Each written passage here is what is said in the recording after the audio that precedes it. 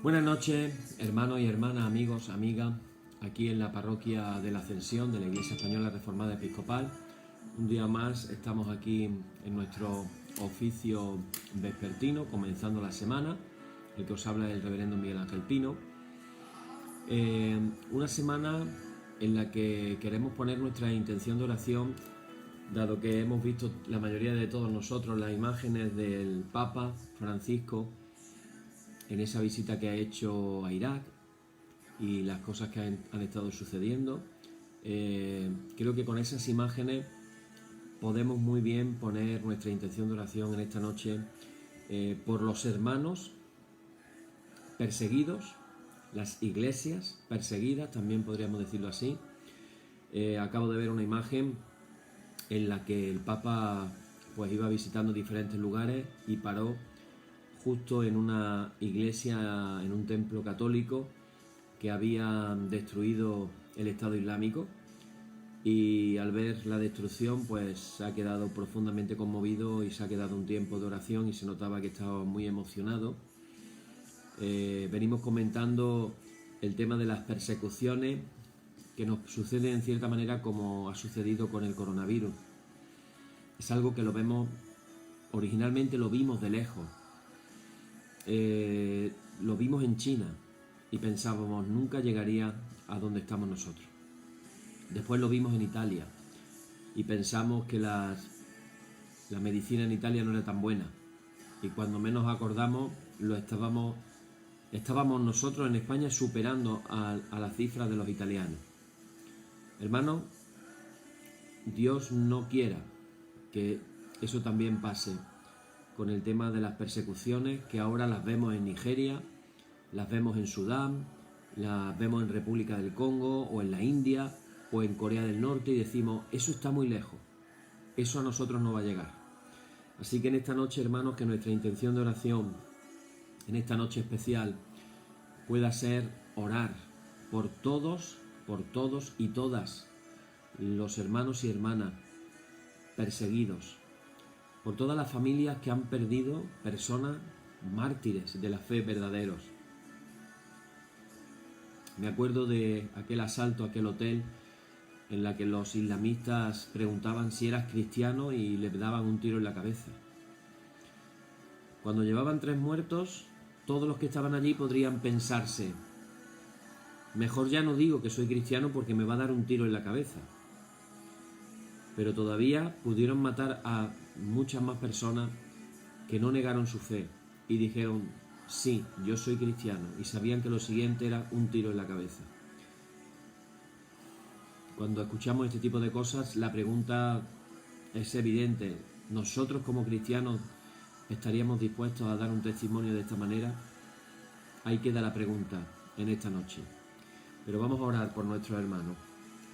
Padre, en esta noche queremos traer a tu presencia a todos nuestros hermanos y hermanas perseguidos por el mundo. Tú sabes cuáles son, tú sabes lo que están viviendo algunos de ellos, tú sabes las familias que han tenido pérdidas, las familias completas que han sido martirizadas, y queremos pedirte de una manera especial para en esos lugares de incomprensión, de persecución, de sufrimiento tanto físico como mental y como espiritual, queremos pedirte, Padre, en esta noche que tú puedas abrazarlos, mostrarles tu amor, puedas hablarles con tu palabra, traerles consuelo y puedas también protegerlos. Te lo pedimos todo, en el nombre de Jesús. Amén. Bien, pues después de esta oración, que creo que era importante hacerla así, vamos a dar comienzo a nuestra liturgia como cada noche, diciendo, en el nombre de nuestro Señor Jesucristo sea luz y paz. Amén. Desde el nacimiento del sol hasta donde se pone, sea alabado el nombre del Señor. Sea el nombre del Señor bendito desde ahora y para siempre. Oh Dios, cuyo nombre es bendito desde la salida del sol hasta su ocaso, llena de conocimiento nuestros corazones y abre nuestros labios en tu alabanza, para que como eres bendito con el debido honor por todos los siglos, así seas alabado de oriente a occidente por todas las naciones. Amén. Por tu misericordia, oh Dios nuestro, que eres bendito y vives y gobiernas todas las cosas, por los siglos de los siglos. Amén. Leemos el párrafo número 1 que dice, el Señor está en su santo templo, calle delante de él toda la tierra. Oíd el resumen que nuestro Divino Maestro ha hecho de los mandamientos de Dios. Amarás al Señor tu Dios con todo tu corazón y con toda tu alma y con toda tu mente. Este es el primero y el grande mandamiento, y el segundo es semejante a este: amarás a tu prójimo como a ti mismo. De estos dos mandamientos pende toda la ley y los profetas, y a nosotros, discípulos suyos, nos ha dado Jesús un mandamiento nuevo, diciendo: este es mi mandamiento, que os améis los unos a los otros como yo os he amado. En esto conocerán todos que sois mis discípulos, si tuviereis amor los unos con los otros. Oremos, hermanos. Señor Jesucristo, sin cuya ayuda nada podemos hacer, vive en nosotros y capacítanos con tu gracia para que, llevando mucho fruto, demos gloria al Padre Celestial. Amén. Hermanos muy amados, reconociendo con sinceridad cuán lejos estamos de haber cumplido fielmente la voluntad del Señor, vengamos ahora con humildad a su presencia y con un corazón contrito confesemos todas nuestras culpas y todos nuestros errores, todos nuestros pecados, con la seguridad de que Él oye nuestras oraciones. Oremos todos juntos, hermanos. Padre omnipotente y misericordioso, la confusión y la vergüenza no nos deja levantar nuestro rostro en tu presencia. Por eso, con humildad y dolor de corazón, confesamos que nos hemos desviado de tu sendero y, como ovejas perdidas, hemos andado descarriados fuera de tus caminos. Hemos seguido desordenadamente las intenciones y deseos de nuestro propio corazón. Hemos roto tus santos mandamientos. Además de no hacer lo que debíamos, hemos hecho lo que no estaba bien hacer, y no hay en nosotros salud. Por eso, Señor, ten misericordia de nosotros, pobres pecadores. Perdona, oh Dios, a los que confiesan sus culpas, restaura a los que se arrepienten, según tu promesa, declaradas a toda la humanidad. En Jesucristo nuestro Señor. Amén. Y el Señor que tiene la potestad, el Señor Jesucristo que tiene la potestad de perdonar pecados sobre la tierra y que no excluye al pecador que a Él acude para salvación, oiga vuestros ruegos, perdone todos vuestros pecados y os conceda su Santo Espíritu para que vuestra vida sea de aquí en adelante pura y santa, hasta que seáis recibidos en el goce de su eterna gloria, en las mansiones del Padre Celestial. Amén. Señor, abre nuestros labios y nuestra boca anunciará tu alabanza. Abrimos ahora nuestras Biblias y vamos a leer el Salmo número 103. Salmo 103. Y vamos a leer hasta el versículo, porque es un poquito largo, hasta el versículo número 8, que dice así: bendice, alma mía, al Señor, y bendiga todo mi ser su santo nombre. Bendice, alma mía, al Señor, y no olvides ninguno de sus beneficios. Él es quien perdona todas tus iniquidades, el que sana todas tus dolencias, el que rescata del hoyo tu vida, el que te corona de favores y misericordias, el que sacia de bien tu boca de modo que te rejuvenezcas como el águila.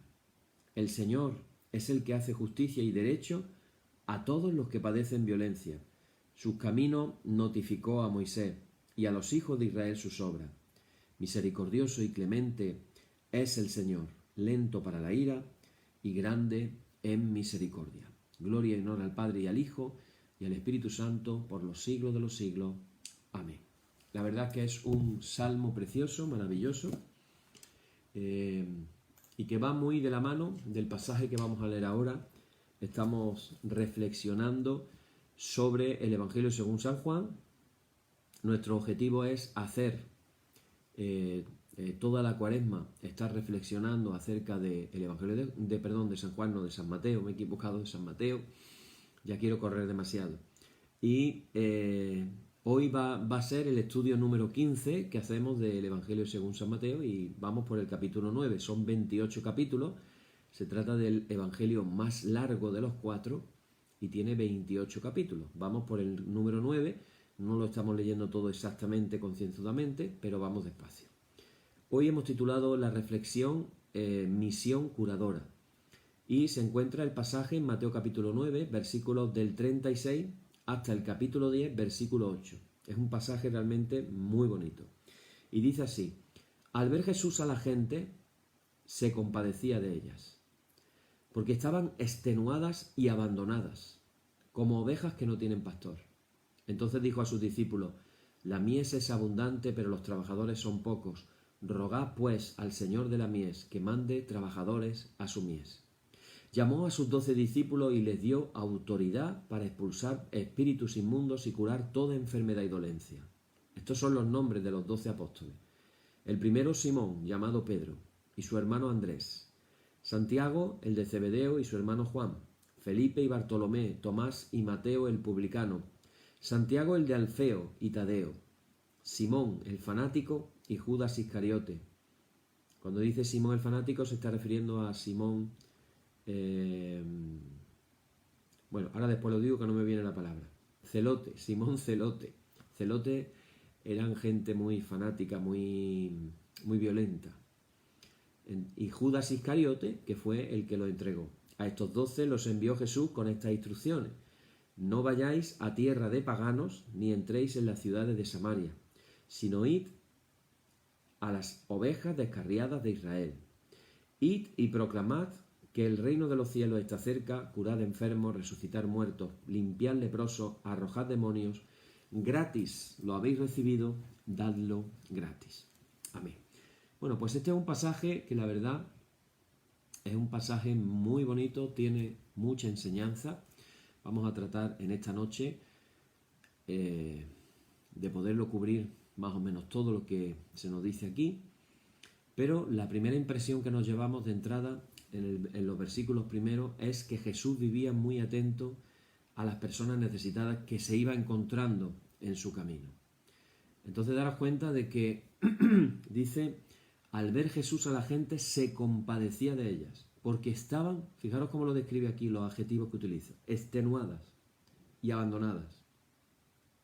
Ahora, aquí la interpretación es literal, no le vamos a dar una interpretación espiritual, es decir, estaban extenuadas, la gente estaba agotada y estaban abandonadas, literalmente. No hablamos de... Esa era la situación de la gente en esa Galilea de los años 30, el primer siglo de nuestra era. Cuando hablábamos en Jesús, aproximándonos a él de una forma histórica, hablábamos de los diferentes grados de pobreza que había en la gente. Y entonces decíamos, por ejemplo, para que lo pudiéramos entender, que estaban los jornaleros, los que trabajaban por el sueldo de un día, un jornal. Con ese sueldo de un día, un denario, era con lo que tenían para comer ese día. Conclusión, si mañana no trabajaban, mañana no comían. No había dinero para comer. Esa era la vida de los jornaleros, que tenían familias, que tenían esposas, tenían hijos, etc. Para que entendamos en los tiempos de Jesús lo que era un jornalero. Vale. Pero es que estaban los pobres.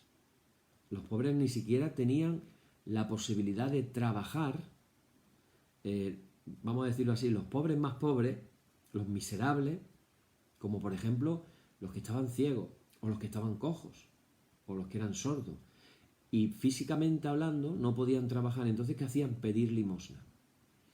Los ponían en las esquinas, los ponían en los sitios clave para que pudieran pedir, y se pasaban todo el día pidiendo limosna, gritando y pidiendo limosna. Pero es que los jornaleros echaban un montón de horas, trabajaban un montón de horas, igual que los agricultores, y la situación era tal que parece ser que en los descubrimientos arqueológicos, en tumbas encontradas de gente de esas épocas, una de las características comunes de toda esa gente era la malnutrición. Estaban malnutridos. Para ellos comer carne era algo así una vez al año, excepcional, muy excepcional. El resto del tiempo pues se las apañaban como podían. Esa era la situación de la gente. ¿Y sabes qué pasa? Que como Jesús iba recorriendo las aldeas, iba recorriendo las ciudades, había estado 30 años trabajando con su padre de carpintero. La palabra en griego habla de constructor, o sea, era un constructor de casas. Había una ciudad muy cerca, a pocos kilómetros de Nazaret, que era Séforis, que los romanos en el año 2 la habían destruido por completo. Entonces, si Jesús ahí le pilló siendo un niño, y esa ciudad tuvo que ser reconstruida entera. Y también tenemos Tiberíades, que construyera en su época Herodes Antipas. Entonces, ¿qué pasa? Que esas ciudades, pues ahí estuvo Jesús trabajando, construyendo casas, restaurando esas ciudades. Así que Jesús estaba acostumbrado a relacionarse con la gente, veía cómo la gente vivía, y luego, cuando empieza como profeta itinerante, pues igualmente va recorriendo todos los lugares, va por los caminos. Y en esos caminos ve a la gente necesitada. Mira al paralítico de Cafarnaúm, a los 2 ciegos de Jericó, a esa anciana que estaba encorvada por la enfermedad, y dice la Escritura que se le conmueve las entrañas. Esas entrañas, ese interior, ese su ser interior se le conmovía. Y ¿sabes qué? Que no era capaz de pasar de largo sin hacer algo para aliviar ese sufrimiento. Por eso cuando le dice a la viuda de Naín que no llore, es porque se está dando cuenta que estaba llorando. Se había fijado en las lágrimas. Y le dice que no llore porque él ya sabía que iba a resucitar al hijo. Y así todo. Pero además de esa gente particular y concreta, aquí en los evangelios, hoy, en este evangelio de Mateo, se nos presenta esa mirada que frecuentemente Jesús ponía, vamos a decirlo así, en esas muchedumbres, en esas multitudes. Me estoy imaginando ahora mismo a Jesús en ese monte al que sube y al que le siguen las multitudes y al que, como leíamos hace unos días, Jesús se sienta y comienza a enseñar, pero Jesús está mirando para abajo y se sabe el sitio tradicionalmente donde Jesús dio esa enseñanza, y es un monte bastante empinado, es decir, que los que estaban abajo, al sentarse de esa manera y Jesús estar en la parte de arriba del todo, él estaba viendo todo el panorama. Jesús mirando las muchedumbres. En otra ocasión va a entrar a Jerusalén, Jerusalén, Jerusalén, que matas a tus profetas. Pendiente de esa gente. Esa gente, como he dicho antes, hambrientas, gentes con toda clase de enfermedades, dolencia, y siempre les sucedía lo mismo.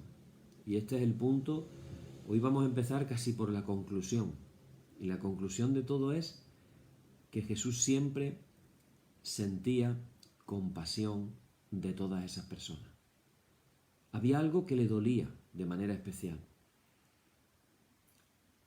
Dice, al ver a las gentes se compadecía de ellas porque estaban extenuadas y abandonadas como ovejas que no tienen pastor.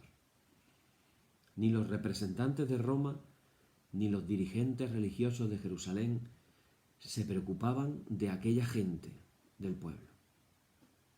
¿Hay en nuestras sociedades gente de las que nadie se preocupe? Ahí lo dejo. Y es que esta compasión de Jesús, además, no es un sentimiento pasajero, no es una emoción, no es algo pasajero. La compasión de Jesús, hermano y hermana, es su manera de mirar a la gente y de vivir buscando el bien de ella. Su forma de encarnar la misericordia de Dios. Fijaros lo que hemos leído en este Salmo 103. Bendice, alma mía, al Señor, bendiga a todo mi ser su santo nombre, bendice, alma mía, al Señor, y no olvides ninguno de sus beneficios. Él es quien perdona todas tus iniquidades, el que sana todas tus dolencias, el que rescata del hoyo de tu vida, el que te corona de favores y misericordia, el que sacia de bien tu boca, de modo que te rejuvenezcas como las águilas. Cuando estamos leyendo eso, y eso está en relación a Dios, podemos decir, aquí se está hablando de Dios Padre, pero ¿cuánto se parece al Hijo? Mejor dicho, ¿cuánto se parece el Hijo a su Padre? Misericordioso y clemente es el Señor, lento para la ira y grande en misericordia. Así es Jesús, así es Jesús. Hermanos, esta emoción de Jesús no es pasajera, es la manera de vivir, de mirar a la gente. La forma de encarnar la misericordia de Dios. Y de esta compasión es que nacen estos versículos que dicen, en los cuales Él decide llamar a 12 apóstoles para enviarlos a las ovejas perdidas de Israel. Las ovejas perdidas de Israel. Daros cuenta de que las ovejas perdidas de Israel es un misterio. Es un misterio. Hace como 800 años antes de Cristo, los ejércitos del imperio asirio atacan el norte de Israel Israel se había dividido en dos reinos, el reino de Israel y el reino en el norte y el reino de Judá en el sur. El reino del norte estaba formado por 9 tribus y media, de las 12 tribus de Israel. Y el reino del sur, pues el resto. Estaríamos hablando de 2 tribus y media. Es lo que realmente es Judea. Y llegó el ejército asirio y conquistó Israel y se los llevaron a Asiria.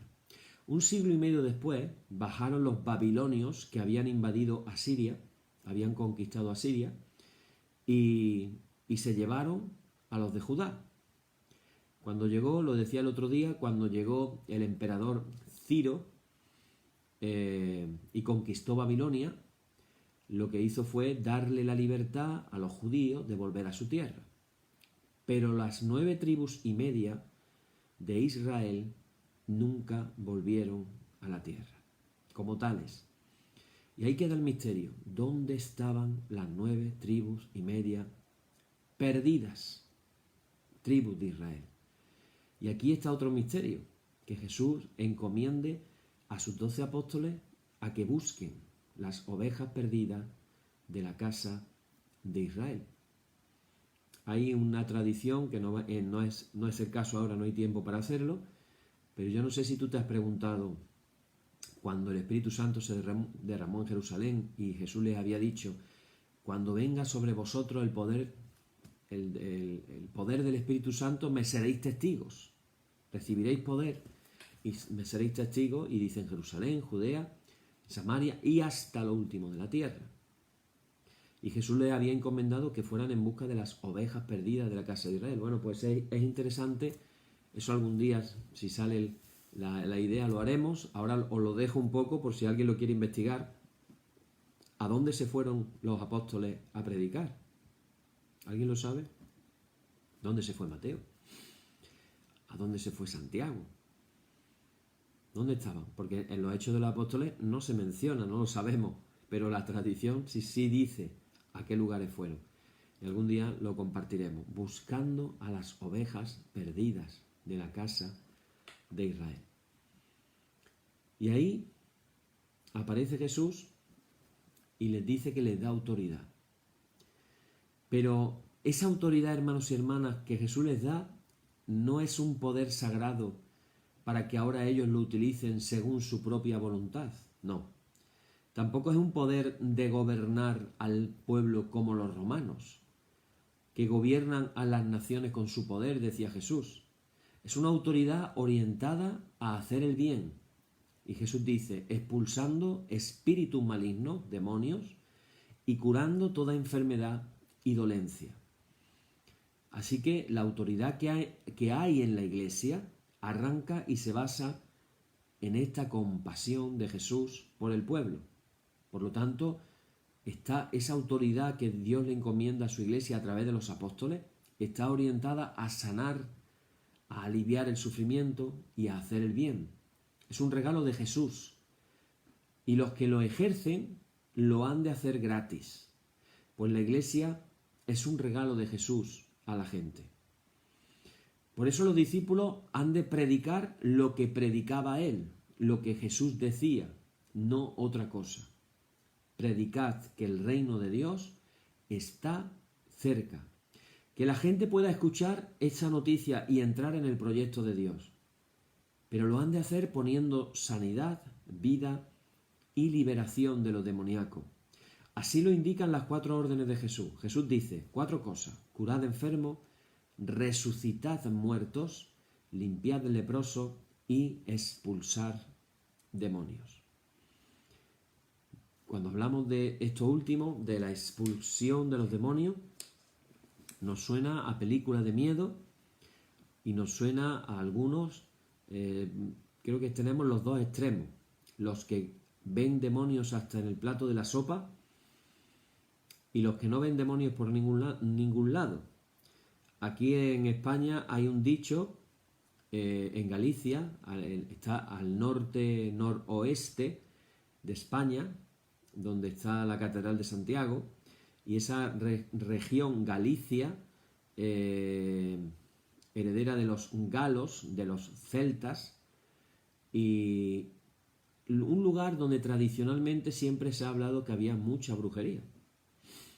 Y tenemos un dicho en España que, imitando un poco la manera de hablar gallega, cuando se habla de las brujas, que allí se llaman meigas, las meigas en gallego, y dicen los gallegos, las meigas, dicen, claro, uno dice, ¿existen o no existen? Y ellos dicen, a verlas, haylas, como diciendo que sí, que existen. Cuando yo entro en el tema, hermanos, de expulsar demonios, y nos viene un poco imágenes de películas de miedo, tengo que decir, hermanos y hermanas, que a verlos, haylos.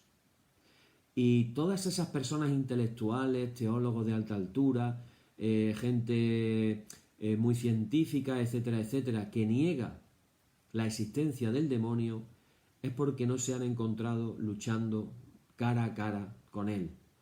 Y Dios no lo quiera que ese tipo de personas algún día tengan que enfrentarse a él, porque lo van a pasar realmente mal dándose cuenta de que pensaban que no era y resulta que sí es más de lo que nos pensamos. En España la Iglesia Católica tiene más de 3.000 casos registrados de personas que están recibiendo exorcismo. Más de 3.000 personas registradas. ¿Cuántas hay en el mundo? Cientos de miles, podríamos decir millones, de personas endemoniadas. Personas que algunas de esas cosas que se ven en las películas de miedo, algunas de ellas, otras son demasiado fantásticas, pero algunas de ellas son de verdad. Son hechos reales. Son hechos reales. De hecho, yo sigo a uno de los exorcistas más famosos que hay en la actualidad, de los mejor preparados. Por cierto, una persona muy bien preparada. Discípulo de el exorcista más importante, ya el hombre falleció recientemente, de Italia, que se llamaba Gabriel Amor, terminado en TH, Gabriel Amor. Y tú puedes ver un vídeo en YouTube de Gabriel Amor enseñándote en una bolsita todas las cosas que salen por la boca de un endemoniado. Y tú dices, ¿dónde tenía el endemoniado un clavo así de largo? ¿De dónde le ha salido? Y esos son pequeños ejemplos. Repito, que todo lo que se ve en las películas de miedo, no todo a la vez, pero muchas de las cosas que salen ahí, en diferentes casos, se dan. Así que esto que habla de Jesús mismo y dice curar enfermos, resucitar muertos, y dice también limpiar leprosos y expulsar demonios, es algo que los discípulos realmente hicieron, así como los discípulos de los discípulos de los discípulos. Y en muchos lugares de la historia, por algo, la Iglesia Católica incluso tiene un ritual litúrgico de exorcismo, y es porque realmente se sigue dando y se sigue usando. Y Jesús ve a la gente así. Imagínate en el caso de un leproso, un excluido social, pero imagínate el caso de una persona endemoniada. Sería interesante que releyéramos el suceso del endemoniado gadareno, el endemoniado que vivía en las regiones de Gadara. Y veamos que lo ataban con grillos y se liberaba con una fuerza descomunal, etcétera, etcétera. Y ahí habla de unas características, y ese es el famoso endemoniado que lo que tenía dentro era legión. Legión. Una legión podía tener hasta 7.000 hombres en el ejército romano. 7.000. Pero tú lee el pasaje a ver cuántos miles de cerdos son los que se tiran al agua. Cada demonio se fue a un cerdito. Pues mira lo que tenía ese hombre dentro de sí, del mundo espiritual. Y uno se pone a explicar estas cosas y nos pensamos que estamos hablando de cuentos chinos, que estamos hablando realmente de cosas, ilusiones. Bueno, yo puedo confirmar personalmente que yo sí he vivido tener que expulsar demonios y he visto las manifestaciones de los demonios, y puedo deciros que de cuentos chinos, nada de nada. Y no son juegos de la mente. no estamos hablando del poder oculto de la mente, estamos hablando de algo mucho más profundo. Estamos hablando de la presencia del mal literalmente en medio de nosotros.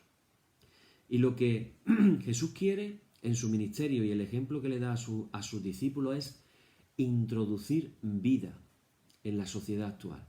El reino de Dios no es solo una salvación que comienza después de la muerte. Esto también es un error. Pensar que estamos haciendo todo esto aquí hoy y lo estamos compartiendo pensando en cuando nos muramos. No.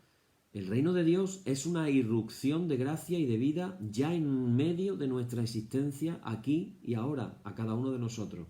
Y además es el signo más claro de que el reino está cerca. Es precisamente esta corriente de vida que comienza a abrirse paso en la tierra.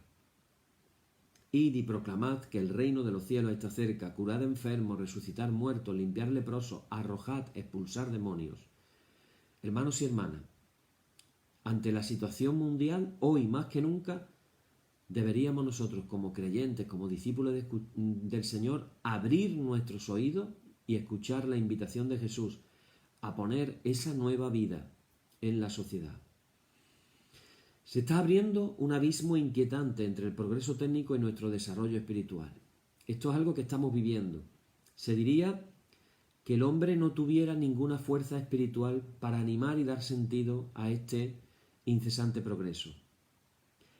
A bastantes se les ve empobrecidos por su dinero y por las cosas que creen poseer.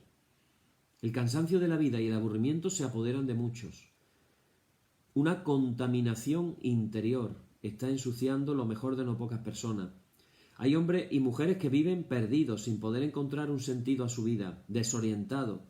Hay personas que viven corriendo, sumergidas en una nerviosa e intensa actividad, vaciándose por dentro, sin saber exactamente qué es lo que quieren.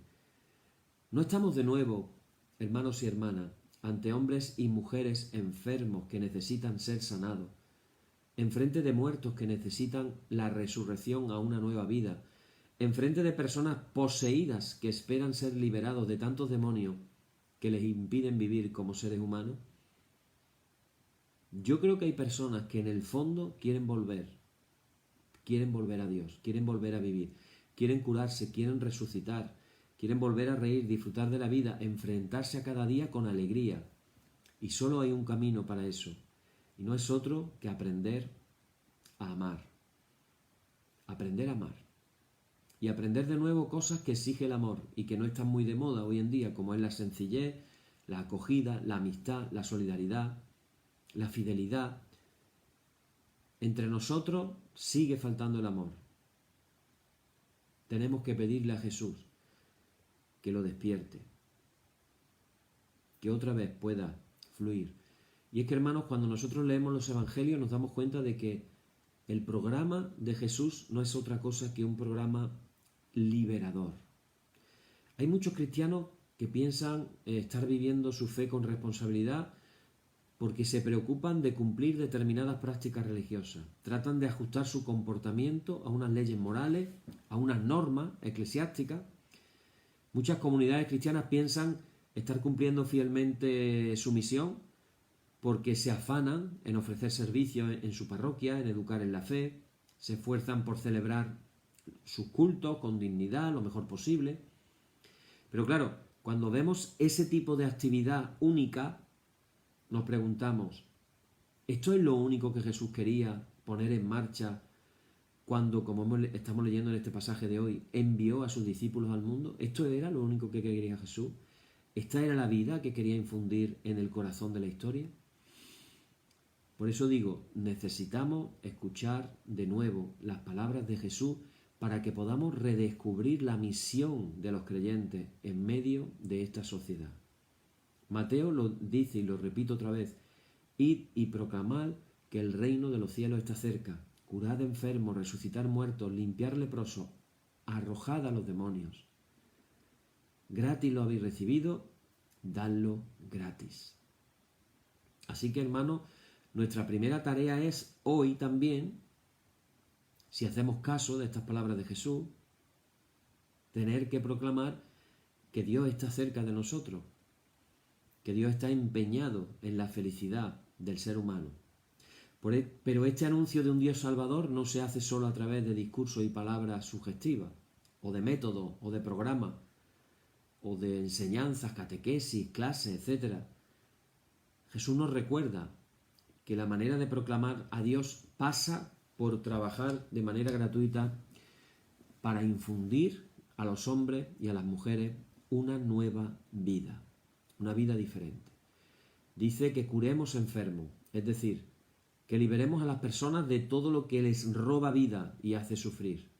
Sanar el alma, el cuerpo, de los que se sienten destruidos por el dolor y angustiados por la dureza despiadada de la vida diaria.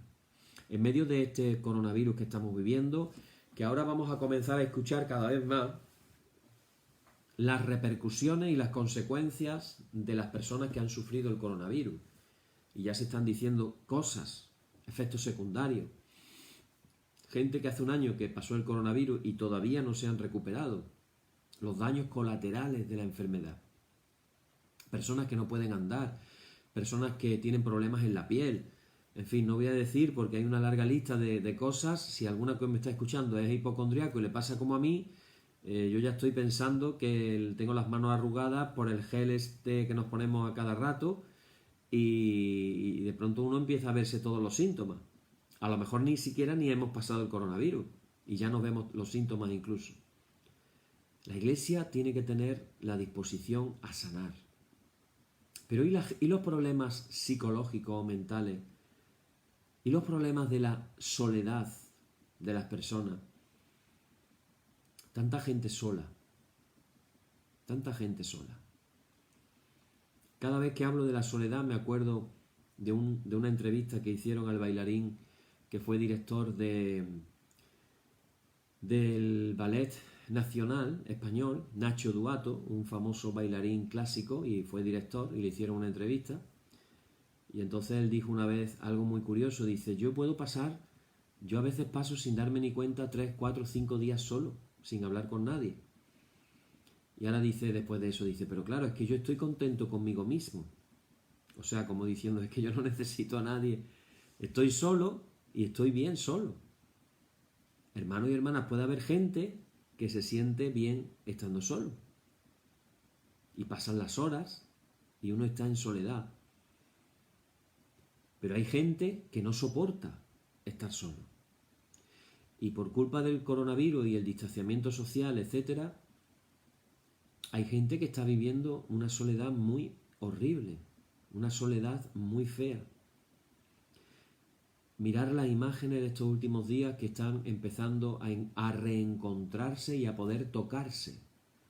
Esos nietos con los abuelos que han estado ahí en la residencia, que Dios tenga en su gloria a todos los que han fallecido, precisamente donde más ha golpeado el coronavirus en España, más de 30.000 muertos en residencia, en cifras oficiales, a saber cuántos sean las no oficiales. Y hemos visto las imágenes de los nietos, los hijos, que después de un año tocan a sus padres, a sus madres. Y te das cuenta de que la falta de contacto físico también hace mucho daño psicológico, mucho daño en el alma, en la mente. Y todo esto son consecuencias del coronavirus y las que veremos incluso años después.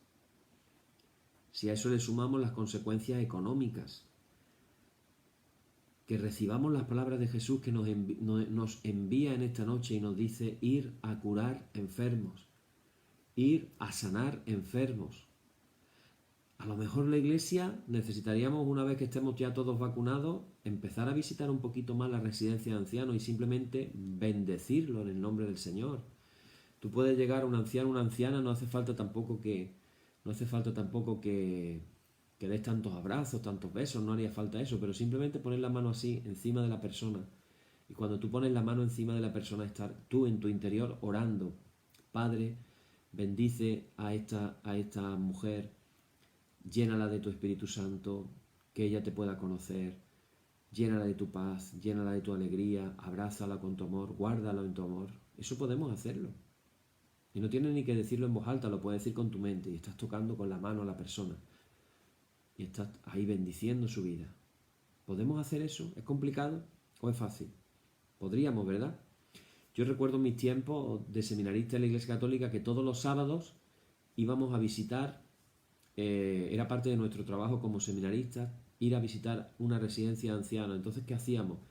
Pues hacíamos una tarea tan agradable para un adolescente como puede ser cortarle las uñas a los ancianos, afeitar a los hombres, y etcétera, etcétera. Y acompañar y cantar canciones. Yo era el director del coro, pues yo iba con la guitarra, cantábamos, le cortábamos las uñas a los ancianos, nos lavábamos las manos después, lógicamente. Pero para nosotros en aquella época una parte muy importante de la visita, ¿sabéis cuál era? Que era una residencia de ancianos de monjas. No te puedes ni imaginar el desayuno que te ponen las monjas. Bueno, eso era un espectáculo. O sea, el sábado para nosotros significaba desayunar maravillosamente bien, entonces compensaba una cosa con la otra. Pero claro, eso no sería entonces tener los motivos, vamos a decir, puros. No estaríamos haciendo esa misión de Jesús. Estaríamos diciendo, bueno, voy a pasar por esto porque al final sé que me van a dar un desayuno, un chocolate que hacían las monjas, unas magdalenas que hacían las monjas, impresionante. Yo no he comido unas monjas y un chocolate igual en mi vida. Pero antes teníamos que hacer lo otro. Hermanos, hermanas, que la Iglesia podemos hacer tantas cosas y no es tan complicado, porque el resucitar muertos es más complicado, ¿verdad? Eso ya es más complicado. Yo conozco un pastor amigo mío, discípulo de mi maestro, de mi pastor, de mi mentor, de mi padre espiritual, que el hombre de pronto entendió que a todos los, como dicen en Latinoamérica, a todos los velatorios que él iba, en mitad del velatorio, tú imagínate la estampa, ¿no? Ahí tienes el ataúd, tienes a la gente llorando, tienes las velas encendidas, y este hombre pastor, en mitad del velatorio, se iba al ataúd, le imponía las manos y lo mandaba a resucitar al muerto. Imagínate el escándalo. Y recuerdo conocerlo en Miami y en el aeropuerto darme a él un golpecito en la espalda y decirme, ¿qué? ¿Ya te han contado que yo soy el que oro para que resucite el muerto? Y yo, claro que me lo habían contado ya, lógico, ya me lo habían contado. Yo me hacía así un poquito disimulado y entonces me daba otro golpecito en la espalda y me decía, dice, sí, ahora se ríen todos de mí. Dice, pero ¿y el día que se levante un muerto? ¿Quién se va a reír? Bueno, así lo enfocaba él, ¿no? A no ser que sea una cosa muy fuerte de que Dios te diga, ponte a orar por un muerto, pero hazlo de forma discreta. Yo creo que Dios puede resucitar muertos. Ahora ya hablando en serio. Si Dios quiere, puede hacerlo. Y si Dios quiere que alguien de nosotros se lo pidamos y nos escuche y lo hace, creo que el poder de Dios que levantó a Lázaro de la tumba puede levantar también. Y de hecho en la historia se cuentan muchos casos de personas fallecidas que fueron resucitadas por el poder del Espíritu Santo. Y esto nos lleva, hermanos, y perdonadme que esta noche me alargue un poquito más, pero creo que merece la pena. Esto nos lleva a que meditemos en cuanto a la manera de mirar de Jesús a la gente. Jesús le daba una importancia tan grande y tan bonita a su manera de mirar a las personas. De ello depende en buena parte nuestra manera de actuar también. Fijaros que Mateo dice, la lámpara de tu cuerpo son tus ojos. La lámpara de tu cuerpo son tus ojos. Por eso a veces podemos ver la espiritualidad de las personas en sus ojos. Podemos ver ojos llenos de odio, podemos ver ojos llenos de envidia, podemos ver ojos llenos de tristeza, ojos llenos de amor, ojos llenos de Dios y de su Espíritu Santo. ¿Cómo serían los ojos de Jesús? ¿Cómo serían los ojos de Jesús? Yo pienso personalmente que los ojos de Jesús tendrían que ser de los más bellos que han existido. Como decía él, el salmista el bello entre los hombres, el más bello entre los hombres. Esos ojos tan maravillosos que Jesús tenía que hacer. En estos días estoy recordando, cuando yo era pequeño, mi madre siempre empeñada en que yo hiciera cosas. Yo creo que yo fui uno de los inventores de eso, de las cosas que se hacen después del colegio. Y a mí me regalaron unas acuarelas con 7 años y empecé a dibujar con acuarelas. Y después me apuntaron a la escuela de arte y oficio. Yo daba dibujo lineal, dibujo artístico, modelado y dibujaba con acuarelas. He dibujado con acuarelas.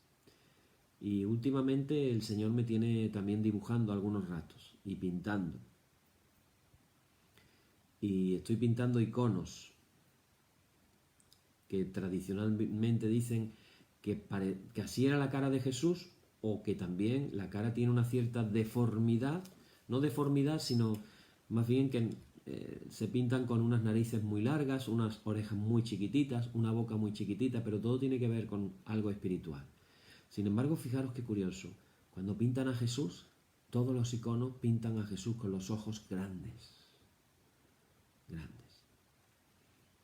Ayer estuve varias horas pintando los ojos de Jesús, dibujándolos. Mira que me costó trabajito, ¿eh? Y ahí estoy, porque los ojos de Jesús en los iconos tienen una proporción matemática. Tienen proporción matemática, no pensemos que es una cuestión de estética nada más. Hay una proporción matemática de los ojos, de la nariz, de las cejas, de la boca, todo está calculado matemáticamente. Tú ves una cara de uno que dicen que es Jesús, pero está todo muy calculado. Pero ¿cómo era esa mirada de Jesús? ¿Cómo veía la gente esa mirada? Yo te invito a que hagas oración contemplativa y le digas a Dios, Dios mío, dame revelación de tu mirada. Y dame la revelación de que yo aprenda a mirar como tú miras, que yo pueda mirar como tú miras. Y yo me emociono literalmente cuando pienso a Jesús mirando a esos niños tirados de la calle y viendo cómo los discípulos están tratando de que los niños no se acerquen a Jesús. ¿Habéis visto las imágenes de las películas de esos niños tirados de la calle? Que llega el turista y se ponen alrededor de él para robarle o para tratar de que les dé algo. Esos niños en los campos de refugiados, que llegan los activistas de las organizaciones, las ONG, y les llevan caramelos y para ellos comerse un caramelito es algo maravilloso. Y esos niños que querían acercarse a Jesús, y Jesús se da cuenta que tiene esa mirada de amor, de cariño, de comprensión. Y le dice a los discípulos, dejar que los niños se acerquen a mí y no se lo impidáis. Y de pronto yo me estoy imaginando todos esos niños corriendo para Jesús y dice todavía más, dice, y los abrazaba y los bendecía. Los abrazaba y los bendecía. ¿Tú te imaginas ser abrazado por Jesús, el Hijo de Dios? ¿Tú te imaginas un abrazo de Jesús cómo podía ser? El amor, el Dios es amor abrazándote. Y dice que los bendecía. La bendición es a través de las manos, los bendecía. Yo no me imagino a Jesús haciendo la señal de la cruz en una bendición como hacemos nosotros, porque todavía no había muerto en la cruz, pero sí me lo imagino bendiciendo, imponiendo sus manos. ¿Recordáis a Isaac bendiciendo a Jacob, dándole la bendición con la imposición de las manos? Esa era la costumbre judía. Jesús era judío, él nació en Judea, en Galilea, y ahí estaba Jesús. ¿Cómo miraba Jesús? Una mirada, yo me la imagino, llena de cariño, una mirada llena de respeto, llena de amor, llena de preocupación por la dignidad de las personas. Esas gentes, hermanos, que eran víctimas más que culpables. Lo que necesitaban no era oír más condenas. Lo que necesitaban era conocer una vida más sana. Por eso Jesús inicia un movimiento nuevo y un movimiento inconfundible. y llama a su discípulo y les da la autoridad, no para condenar, sino para curar toda enfermedad y toda dolencia. En la Iglesia, hermanos y hermanas, no cambiaremos hasta que empecemos a mirar a la gente como la miraba Jesús.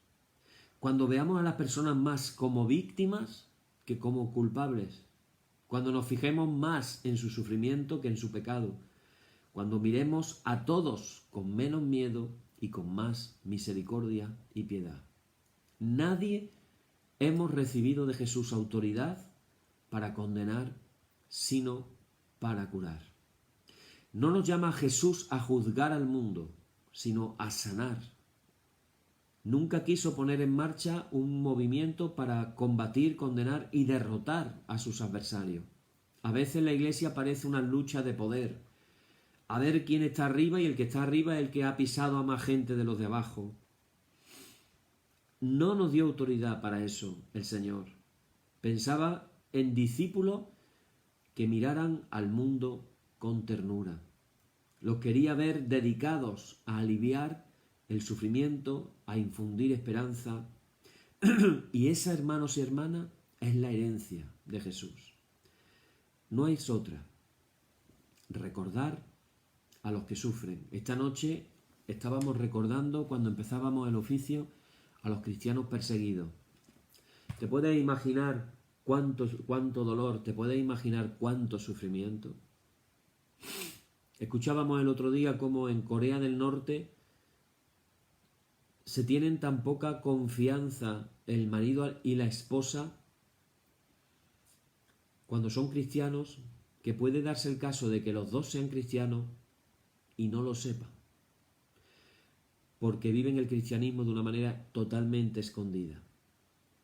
Porque en Corea del Norte a los cristianos los mandan a campos de concentración, cuando no los mandan directamente a la muerte. Y ese sufrimiento que decíamos al principio del oficio, es un sufrimiento que lo vemos lejos, pero quién sabe, Dios no lo quiera, podamos tenerlo más cerca en algún momento y cambien todas las tornas. El Evangelio, con esto termino, hermano, nos recuerda que Jesús dedicaba su tiempo y su fuerza no solamente a predicar en la sinagoga, sino a liberar del sufrimiento y de la enfermedad a aquellos que estaban doblegados por el mal. Por eso, cuando confía a sus discípulos la tarea de la evangelización, de proseguir adelante, no les va a mandar solo a predicar, sino también a quitar sufrimiento. Hermanos y hermanas, Dios nos oiga y nuestras iglesias comiencen no solamente a predicar, sino a quitar sufrimiento. Id y proclamad que el reino de Dios está cerca. Curad enfermos, resucitar muertos, limpiar leprosos, arrojad demonios. Lo que gratis hemos recibido, hermanos y hermanas, démoslo también de una manera gratuita. Amén. Seguimos con nuestra liturgia. Hacemos la declaración que hacemos todas las noches después de compartir la palabra, diciendo: oh Señor, santifícanos en tu verdad, tu palabra es la verdad. Amén. Y acordándonos de la enseñanza de nuestro Señor en esta noche, vamos a repetir la oración que Él, que tiene palabras de vida eterna, nos enseñó a decir. Y decimos todos juntos: Padre nuestro que estás en los cielos, santificado sea tu nombre, venga tu reino, hágase tu voluntad como en el cielo, así también en la tierra. El pan nuestro de cada día, dánosle hoy, y perdónanos nuestras deudas, así como nosotros perdonamos a nuestros deudores. Y no nos dejes caer en la tentación, mas líbranos del mal. Amén. Líbranos del mal y confírmanos en tu temor con toda obra buena, oh Trinidad, Dios nuestro, que eres bendito y vives y gobiernas todas las cosas por los siglos de los siglos. Amén. Señor, muéstranos tu misericordia y danos tu salud, llena a tus ministros de virtudes y da alegría a tu pueblo escogido. Acuérdate siempre de esta congregación y de todas las congregaciones cristianas que tú has poseído desde el principio. Oh Dios, purifica nuestros corazones y no quites de nosotros tu Santo Espíritu. Por la tarde, de mañana y al mediodía, justo es, oh Señor, que te alabemos. Señor Dios omnipotente, que de la tarde, la mañana y el mediodía has hecho un día solo, y has mandado al sol que conozca su ocaso, abre, te rogamos, las tinieblas de nuestros corazones, y brillando tú en ellos, te conozcamos como Dios verdadero y luz eterna. Amén. Por tu misericordia, oh Dios nuestro, que eres bendito, y vives y gobiernas todas las cosas por los siglos de los siglos. Amén. Hermanos y hermanas, la solemnidad ha terminado. En el nombre de nuestro Señor Jesucristo sean aceptadas con paz nuestras peticiones y alabanzas. Gracias sean dadas a Dios. Amén. Y la paz que al subir a los cielos dejó Jesús a sus discípulos, sea siempre con vosotros en toda su plenitud, y la bendición de Dios el Padre omnipotente y del Hijo y del Espíritu Santo descienda sobre vosotros y more en vosotros eternamente. Amén. Bien, hermanos, que nuestra petición de oración en esta noche personal pueda ser: Padre, danos la mirada de Jesús. Amén. Hasta mañana.